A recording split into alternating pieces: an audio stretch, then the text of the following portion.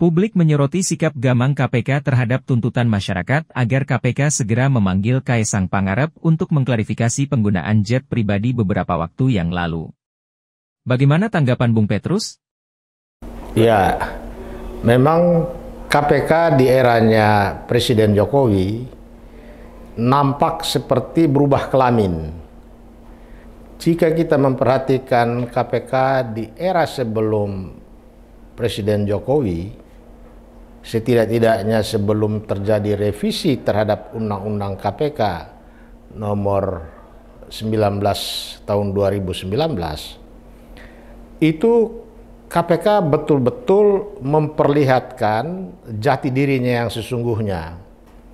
Jati diri KPK yang sesungguhnya bahkan menjadi mahkota KPK itu adalah independensinya dan kekuasaannya yang disebut-sebut sebagai super body. Sebagai lembaga yang super body, KPK terlalu kuat, bahkan lebih kuat dari lembaga penegak hukum lainnya seperti Kejaksaan atau Polri.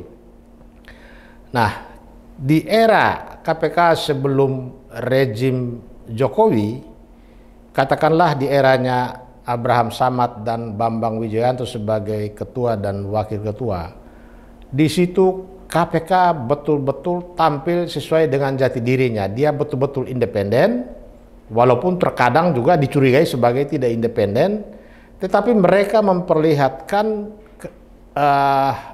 sebuah penampilan yang betul-betul mereka dikdaya, ya, memperlihatkan betul-betul betapa KPK itu sebagai lembaga yang super body. Bayangkan di era KPK sebelum terjadi revisi undang-undang, banyak pejabat tinggi yang mereka tangkap, baik itu Polri, jaksa, kehakiman, terjadi OTT terhadap pimpinan tertinggi di lembaga negara ini. Tetapi ketika KPK direvisi melalui Undang-Undang nomor 19 tahun 2019, di situ nampak apa yang disebut KPK berubah kelamin. Dia menjadi lembut, menjadi gemulai, ya. Jadi berbeda gayanya. Nah, ini lalu publik menilai bahwa terjadi pergeseran atau perubahan kebijakan politik perundang-undangan kita, di mana memperlihatkan ketidaksukaan pemerintah terhadap KPK yang tampil begitu garang, tampil sebagaimana mestinya. Jadi ketika KPK mengalami perubahan undang-undang pada tahun 2019, maka posisi KPK yang independen itu walaupun di dalam undang-undang dinyatakan sebagai lembaga yang independen, tetapi dia bergeser posisinya masuk di dalam rumpun kekuasaan eksekutif. Sebagai lembaga yang masuk di dalam rumpun kekuasaan eksekutif, maka ada garis komando dari Presiden bisa langsung kepada pimpinan KPK, atau dari Presiden bisa menggunakan tangan pihak lain, misalnya Kapolri atau Jaksa Agung, bisa mengintervensi KPK. Dan juga semua pegawai KPK adalah ASN. Kalau dulu kan tidak. Pegawai KPK itu direkrut sendiri oleh pimpinan KPK. Jadi betul-betul mereka menjaga independensinya. Sehingga sekarang kalau terkait dengan kasus yang dituntut oleh publik, agar KPK segera memanggil Kaesang Pangarep karena penggunaan jet pribadi yang bermewah-mewah, KPK kelihatan gamang, maju kena mundur kena. Bahkan di dalam KPK sendiri antara bawahan selaku penyidik dan pimpinan KPK terdapat sikap yang berbeda. Pimpinan KPK sudah memerintahkan supaya segera keluarkan surat undangan atau panggilan untuk dimintai klarifikasi. Tetapi di tingkat penyidik atau penyelidik terjadi sikap bahwa KPK tidak punya wewenang karena Kaesang bukan penyelenggara negara. Padahal yang namanya KKN itu tidak hanya dilakukan oleh penyelenggara negara atau antar penyelenggara negara, tetapi juga dilakukan oleh penyelenggara negara dan keluarga, kroni, dan pihak pengusaha lainnya. Itu kata undang-undang. Jadi di sini nampak bahwa KPK terpengaruh karena dia berhadapan dengan anak dari seorang presiden. Jadi tidak heran kalau tuntutan masyarakat begitu besar dan semakin meluas, tetapi KPK masih belum memperlihatkan nyalinya sesuai dengan perintah undang-undang. Apa yang membuat KPK seperti kehilangan nyali ketika menghadapi kasus korupsi yang terjadi di lingkaran pusat kekuasaan? Apakah masalahnya terletak pada kepemimpinan KPK atau dari undang-undangnya? Nah, saya lihat ada dua sebab. Sebab pertama, ketika Firly memimpin KPK, itu KPK sudah mengalami betul-betul perubahan sikap. Yang sebelumnya KPK betul-betul masih terlihat sangat independen, tapi begitu Firly dan kawan-kawan masuk, di situ KPK mulai berubah.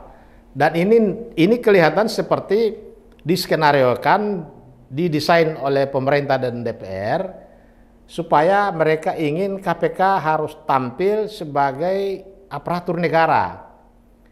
Mereka tidak suka tampilnya KPK sebagai sebuah LSM yang bicara tentang hukum itu hitam putih. Itulah yang membuat pemerintah dan DPR merubah kebijakannya. Selain undang-undangnya dirubah, juga siapa-siapa yang akan dipilih untuk memimpin KPK itu orang-orangnya ditentukan oleh DPR, tapi mereka pilih yang mereka bisa kasarnya ya mereka bisa cincai, bisa diajak kompromi, bisa disetir. Nah, itulah KPK di eranya Firly dan kawan-kawan. Nah, yang kedua, selain karena karakter kepemimpinannya lemah, juga undang-undangnya, revisi undang-undang KPK pada tahun 2019 kemarin dengan terjadinya perubahan itu dan lahirnya Undang-Undang Nomor 19 tahun 2019, itu juga secara ekstrim, secara progresif merubah karakter KPK itu sendiri. Yang tadinya dia full independen, tetapi dia menjadi lembaga negara yang ada di bawah rumpun kekuasaan eksekutif. Semua pegawai menjadi ASN, dan pimpinan KPK di undang-undang sebelumnya adalah juga sebagai penyidik. Tapi ketika direvisi undang-undang dengan Undang-Undang Nomor 19 tahun 2019, pimpinan KPK bukan lagi penyidik. Sehingga bisa kita bayangkan, kalau pimpinan KPK ingin meminta pertanggungan jawab dari penyidik atau mau melakukan kontrol, bisa saja penyidik ini berulah. Dia bisa menyatakan Anda bukan penyidik walaupun Anda pimpinan. Itu juga menjadi salah satu faktor yang membuat KPK menjadi lemah. Bahkan KPK sendiri, pimpinan KPK sendiri mengakui bahwa loyalitas penyidik KPK tidak lagi kepada pimpinan KPK, tetapi dia loyal kepada induk organisasinya. Bagi yang anggota polisi di KPK, dia loyal kepada Kapolri. Bagi anggota penyidik KPK yang dari unsur kejaksaan, dia loyal kepada Jaksa Agung. Dan ini sudah dikeluhkan oleh pimpinan KPK, baik melalui penjelasan di media maupun dijelaskan di dalam rapat dengar pendapat dengan Komisi 3 DPR RI. Inilah tragedi penegakan hukum yang terjadi di era Presiden Jokowi. Jadi dua hal tadi, faktor kepemimpinan yang lemah. Yang kedua, terjadi perubahan undang-undang yang secara langsung tidak langsung memperlemah KPK. Kedepan, bagaimana seharusnya KPK bersikap jika menghadapi kasus korupsi yang melibatkan pejabat tinggi negara, termasuk presiden dan keluarganya? Saya kira rekrutmen pimpinan KPK harus dikembalikan dan dilaksanakan oleh panitia seleksi yang juga independen. Kalau panitia seleksinya tidak independen atau panitia seleksinya bisa dipesan, dan yang dipesan itu adalah orang-orang dengan karakter yang sama seperti eranya Firly Bahuri, maka ke depan ini kita tidak bisa harapkan KPK yang tampil secara sungguh-sungguh seperti halnya dengan KPK di era sebelumnya. Katakanlah di era Bambang Wijoyanto dan Abraham Samad. Ya.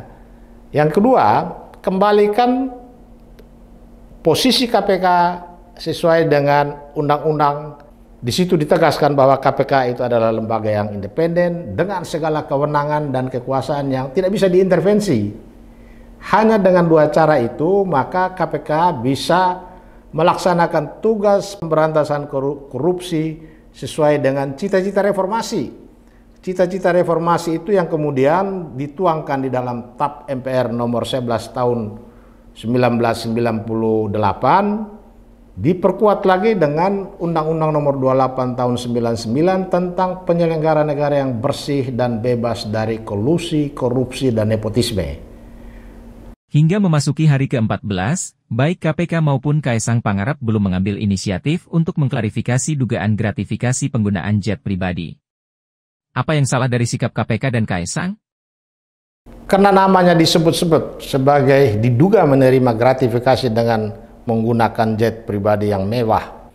Dia harus menjelaskan apakah dia menyewa, atau dia dipinjamkan, atau dia diberi hadiah, diberikan menggunakan jet pribadi itu karena dia anak presiden. Dia harus jelaskan itu. Karena dia adalah seorang ketua umum partai dan dia adalah anak seorang presiden. Sehingga dugaan bahwa itu gratifikasi atau ada kebijakan lain yang terkait dengan tindak pidana korupsi, itu sangat mungkin sekali. Jadi dalam hal ini selain Kaesang sendiri harus menjelaskan, mengklarifikasi begitu dia tiba di Jakarta, juga KPK harusnya tidak boleh ragu-ragu. Panggil dong, buat undangan. Ya, kami beri waktu kepada saudara Kaesang supaya datang tanggal sekian untuk mengklarifikasi.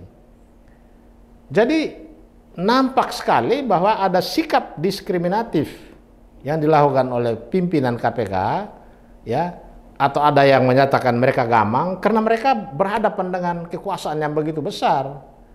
Dan ini juga menyangkut faktor mental, karakter kepemimpinan yang tidak kuat dari 4 orang pimpinan yang ada di KPK saat ini.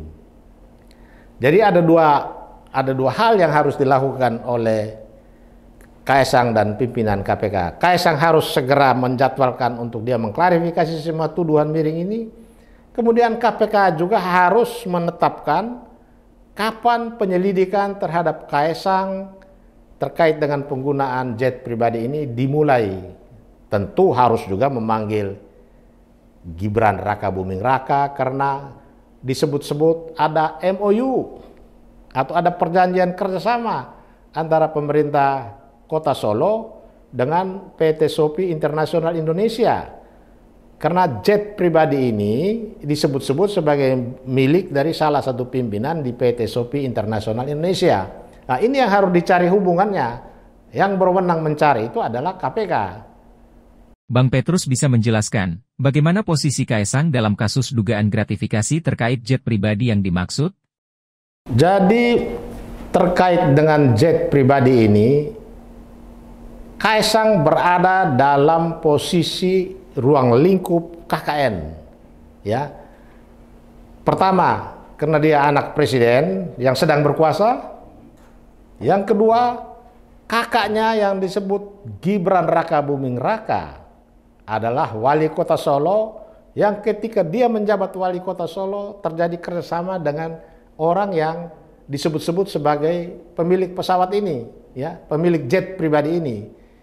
Jadi dengan hubungan seperti itu menempatkan posisi posisi Kaesang Pangarep mau tak mau, suka tidak suka, langsung tidak langsung berada dalam mata rantai dugaan korupsi, kolusi dan nepotisme.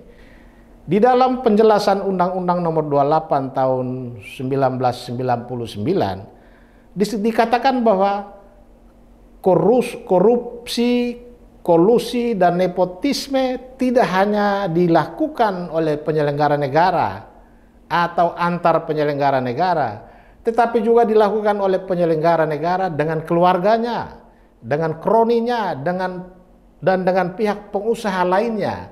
Jadi ada 3 unsur di sini. Unsur keluarga, unsur kroni yaitu kawan-kawannya, gengnya, dan juga pengusaha. Inilah yang membuat posisi Kaesang walaupun dia bukan penyelenggara negara, tapi dia menjadi salah satu elemen di dalam tindak pidana korupsi, kolusi dan nepotisme, dan untuk itu perlu KPK melakukan penyelidikan. Dengan penyelidikan, KPK bisa menjawab tuntutan masyarakat, sekaligus juga sekaligus juga Kaesang bisa membersihkan namanya, membersihkan nama keluarganya.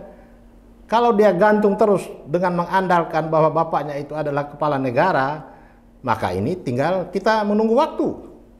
Begitu tanggal 20 Oktober selesai bapaknya berkuasa, bisa saja rakyat yang menghakimi atau KPK harus bertindak tegas.